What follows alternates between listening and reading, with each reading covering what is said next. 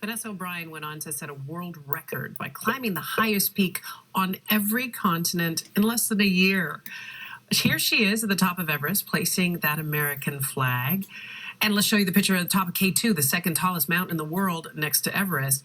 O'Brien was the first American woman to summit that peak in 2017. She was also the first woman to complete the Four Poles Challenge, which is the highest peak, the deepest ocean, and the North and South Pole.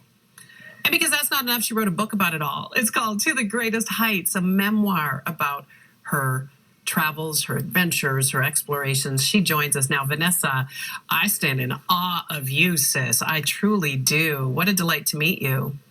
Hi, Michaela. Great to be here. How are you today? I'm really just astounded. So many firsts, so many things that you've done, but you didn't start till late in life. You didn't start out as an 18-year-old or a 20-year-old saying, I'm going to do this. Nah, girl, you were well past 40. Absolutely. It's, and that's a great time to try something new. And I want to say to the viewers that although you rambled off a list of accomplishments, there are plenty of false starts and, initial failures and finding your feet that make its way to the book. So, what I like to say is you can't fail unless you give up. And that's an important theme. So you can always, go back and the mountain is always there. It's important not to take too much risk because there's also a lot of bodies there. Yeah. But as you never fail unless you give up. And that's an important theme to take away. Well, man, I mean, you talk about what we're all sort of climbing out of now with the pandemic. This book is an excellent metaphor for, that idea of just keep moving, keep climbing, don't stop. You'll have the oxygen you need. And one of the things that I'm really touched by in your book is that you are you're willing to share your vulnerability, not just the huge mountains, right, and the huge accomplishments, but you were very transparent about the valleys, the tribulations you faced, particularly early on as a young woman, as a young girl. Yeah, what I do is I call them reveals, and whether I revealed something was the litmus test was whether it could help somebody else. If I felt somebody else could benefit from knowing that they weren't alone, that other people went through these things. And it could be a body issue. It could be, early abandonment. It could be early death or trauma.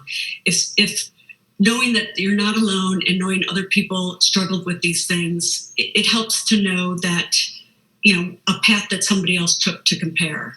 You say in the book that every summit you climbed changed you. How so? Give us an idea of some of the changes you saw in yourself.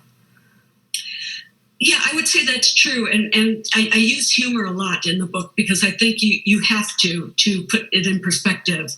But I would say, even on K2, which is the second highest mountain in the world, it took me 3 consecutive years to get to the top. And, every season, I felt like I was getting one camp higher. Mm-hmm. And therefore there was information and there was hope. And there were different reasons to delay and different things that I learned. And I felt that, in a way, when you're hired by somebody, you're taught to be in control, and you're hired to be in control. But Mother Nature teaches you that you cannot be in control. And the first thing you have to check is your ego at the door.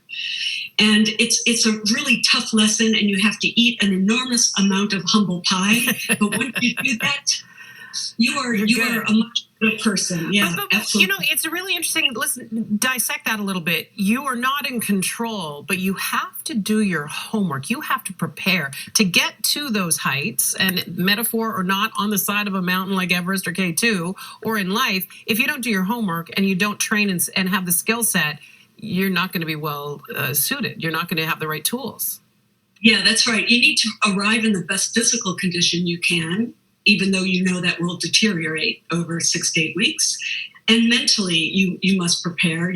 Things won't work out the way you want them to work out, so you have to be prepared for the setbacks. But, despite all of that, research and everything else, you have to also be able to, move and ebb and flow with Mother Nature as, avalanches come and avalanches go. Goodness. There's a phrase in the book that says, with every avalanches, there's two scenarios, and both of them are the worst case scenarios. Either the expedition continues or the expedition does not continue. Right. It's like either way, it's like, oh no, what do I do? Oh no, what do I do goes with both options. You make the point of delineating that you are not an adventurer, you are an explorer. Drill down on that, because I think that words matter, and that nuance is important. Yeah, absolutely. I think everyone starts out as an adventurer because you have limited knowledge. So the most you can do is possibly learn about yourself. What you know about yourself in that environment, I think it's imperative to give back, and that's where the exploration comes in. So you are the boots on the ground. It is imperative that you go and you take samples and find out, what's in those glaciers. How old are they? Is there contamination? Same with water samples deep down. With ocean acidification, we find that with the oceans heating up, that single cell organisms can't grow their shells effectively. This is important knowledge, but we don't have it unless we get the samples. We talked about some of the things that you're still hoping to do, because, by the way, she's not sitting still.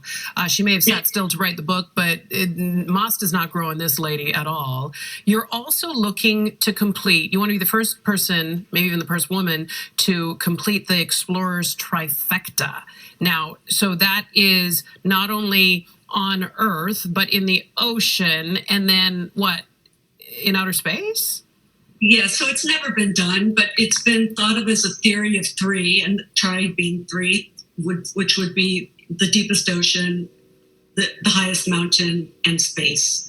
So space is a big general category, and while it hasn't opened up yet on a commercial basis, there are people who are doing this. We have Elon Musk out there with SpaceX. We have Jeff Bezos out there with Blue Origin. We have Richard Branson doing things with Virgin Galactic.